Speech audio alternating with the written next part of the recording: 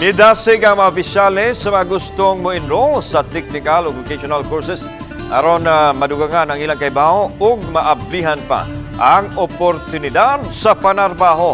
Ang report ni Nico Sereno. Sa yanong seremonya, gihimo ang graduation sa mga mitapos sa Mandaue City College Technological and Entrepreneurial Skills Training kun MACTEST. 180 sila nga mitapos sa tulo ka batch sa lain-laing kurso sama sa bread and pastry making, hilot wellness, cosmetology, computer system services ug uban pa.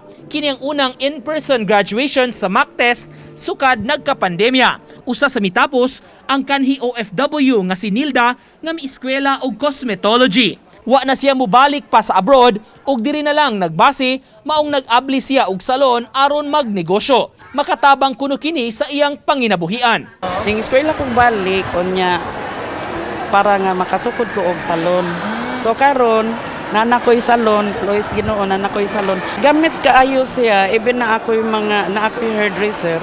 Nya, if wala ang akong hairdresser or manicurista, mag-day off sila, ako ang mohandol. Ang 61 anyos nga si Adi Arellano gustong madugangan sab ang iyang kahibaw maong mi-enroll sa hilot.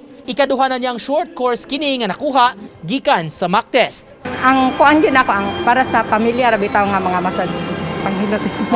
Okay ra man sad, maayo ra sad gyud kay among trainer. Gidasig sa mga opisyales kadtong mga interesado mupa-enroll sa lain-lain nga kurso nga dakog ikatabang kanila. Dako kaining kahigayunan sa mga Mandawihanons nga anaa ta dinhi nagpalibot kanila daghan tang makatunan nga mga skills. Ang TESDA sa ilang bahin mipasabot ang mga mutapos sa MACTEST mamahimong mukuha og assessment kanila aron mahatagan og NC2 certificate. Dili man ta mo offer og programs or kurso nga wala sa gitawag natog key employment generator.